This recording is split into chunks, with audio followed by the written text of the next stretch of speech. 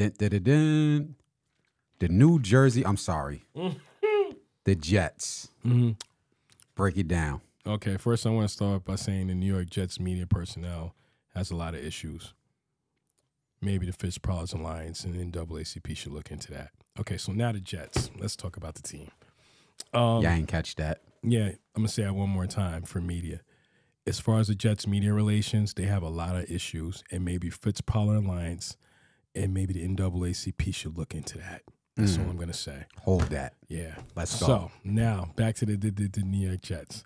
So the New York Jets last year, storyline was they was coming in rebuild mode. It was Robert Saleh's second year. I don't know if I'm saying. I still to this day can't say this guy's name right. I promise you, I'm going to figure that out. They were supposed to start the era with Zach Wilson. It was not going well. It got so bad with Zach Wilson at one point. And let me look at this because I think I remember. It got so bad with him. I forgot what game it is. I just want to see something. It had got so bad with Zach Wilson that in a press conference, and I forgot what game it was, but they asked him, did he let the team down today, or did he take any responsibility for the team's loss? He said, no, I absolutely didn't do anything wrong. That was the last game he played for the season.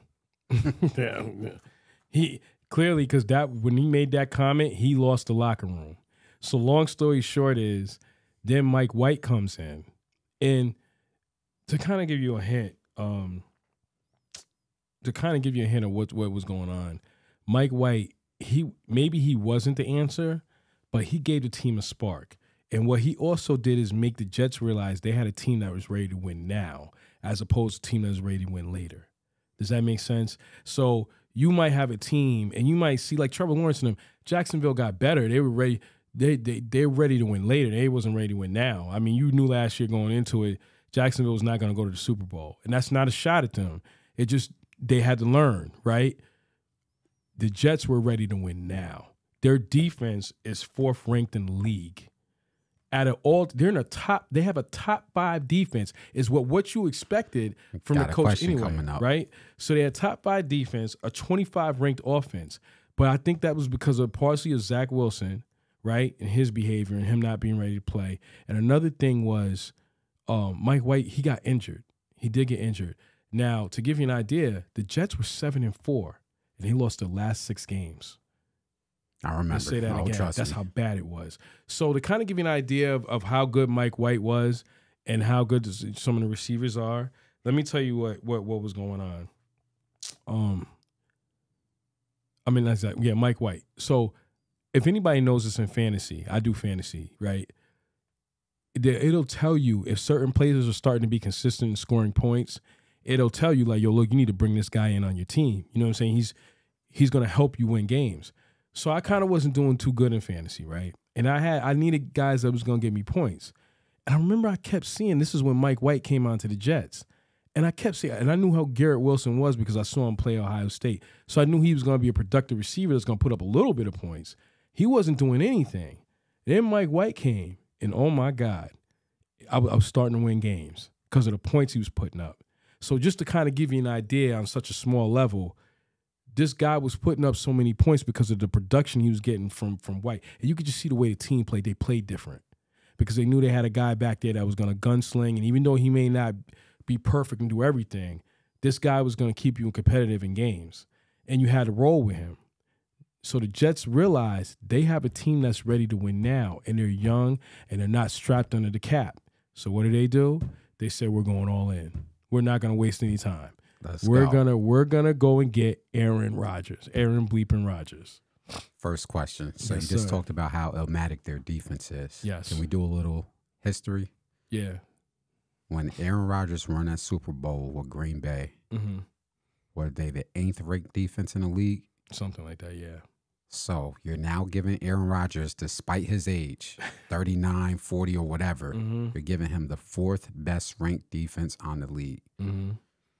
According to history, it says he's wins. Yeah. It's a Super Bowl or bust with Aaron Rodgers. Yes. Right out the game. Yes. This year, first of all, they didn't make the playoffs. They have to at least, let me say this, especially being in the different conference he's in. He has to at least be And they have to make the playoffs. That's what they at least have to do. And on a high note, they either got to make it to the AFC Championship game or they got to make it to the divisional round, the second round. But if they do, they can't lose to somebody like the Chargers or Jacksonville.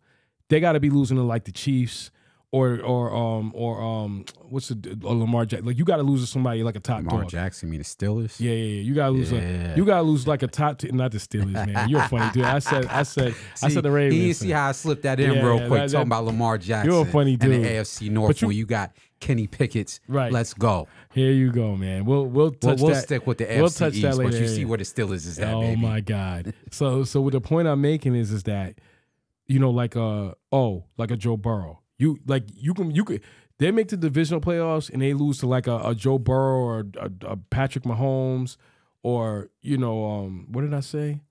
Joe Burrow, Patrick Mahomes. Who else am I missing? Oh, Lamar Jackson. Like you lose to caliber team like that in the first year because you're trying to get everybody together. I get it, but it's got to be like that type of that level. You cannot. You are here to win a Super Bowl. The Jets gave up. They didn't give up a lot, but they gave up enough. You get what I'm saying? So we brought you in here. They gave him everything he wanted. They just signed Dalvin Cook. They signed Dalvin Cook. That came out of nowhere, right? They got a top 4 ranked defense, and these guys are all young, so they're not strapped cash. So you got them all in their prime playing, right? Top 4 ranked defense. Sauce Gardner, all of them, they're all in for a big payday come one day. So you got to win now. I think that's what made them push to go in on now. Because you got these guys on now. Come, 2-3 years down the line, you can't keep these guys. Nope. You can't keep them. There's no way you're going to keep this team together. So you might as well just take advantage of it now. And that's what the Jets are doing. They are all in. So they done went and got out Alan Lazard, Nicole Hardman, Randall Cobb. They done everything for Aaron Rodgers. Now the only concern is that he's got this offensive line. I keep hearing things about that. Yeah. So that was my question. Mm-hmm. Literally. Mm-hmm. How much is his success depending on this offensive line? On a scale of 1 to 10, I would say a 6, 7. Meaning like it's not Aaron Rodgers is a mobile quarterback. It's not like no disrespect.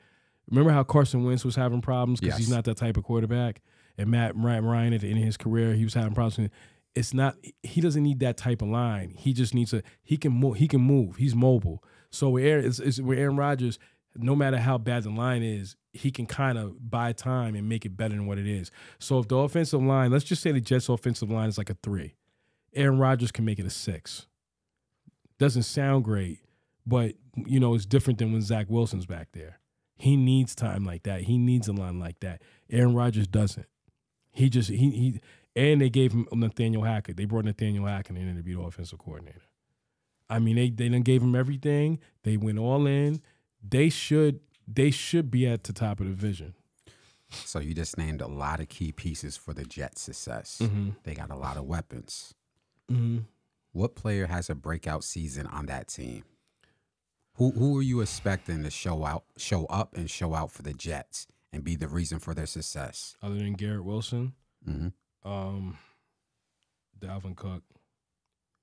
I want to say Garrett Wilson and Dalvin Cook. Where does Dalvin Cook finish as running backs in the AFC East? I want to say second, because whoever Miami has back there running, they're gonna do their thing. Like that offense, the Dolphins' offense is made to build around the running backs being mobile and getting out of the backfield and producing. So I think Dalvin Cook will be back there. I think you got to remember Robert Saleh. Even though he's a defensive minded guy and they got all these offensive weapons, you got to remember too he's a very run the ball, hard nosed type of offense. So even though I think Hackett's there and he's gonna let Hackett run the way he wants to run it, he's gonna request. They didn't bring Dalvin Cook in there to just look cute. Dalvin Cook is there to do something. So I think this is an all-around team. And I think the Jets, do I want to say they're going to win the division? Well, you just gave me the Patriots at possible 3. You gave me the Buffalo Bills at number 2. So you got to put it on the line now because there's only one other team left. I'm trying to think when Josh Allen. Who takes that number 1 spot? I'm trying to think when Josh Allen plays. I'm gonna put them up there. I'm gonna say they're gonna win the division. I think they're gonna win it. I think the Jets are gonna win the division. So the Jets is at the number 1 spot in the AFC East. I think they got no choice, dog. They have to. Yeah, I hear that now. The Jets is the number 1 spot. Yeah. All right. Yep. To the Bills, show me. I need to see the Jets play the Bills. That's what I need to see. Is that week 1 or no? Let me see. Let me see the schedule. Yes, first game for September 11th. I think it's a Sunday night or Monday night. So I need to see the Jets play the Bills, and I need to see what happens. Yeah, there's games like that in the NBA. If I had to roll the dice right now, I say the Jets are the top team. But how they play the Bills will show me what I'm seeing. You know what I'm saying? Like what I'm seeing. Because if McDermott, the one thing about McDermott, a lot of people, if they're familiar with Sean McDermott and the Bills defense, and I'm not sidetracking, give me a second here. Go ahead. McDermott, he's a blitz guy. He comes after you all day. When he's running the defense, he is going to come after you all day. He's not even going to hide it. You're going to see the blitz. Like Aaron Rodgers is going to come to the line, and he's going to see 6 guys looking at him. Like, we're going to hit you. You think you're going to scramble out of here. We're going to knock your ass in the next week. Like, it is what it is. You get what I'm saying? Mm-hmm. So, mind you got Sauce Gardner, and you got those boys back there. You got Quentin Williams. Oh, who's the linebacker? C.J. Mosley. You got all – there's a few more other guys. I can't name them right now. But you got all those guys back there.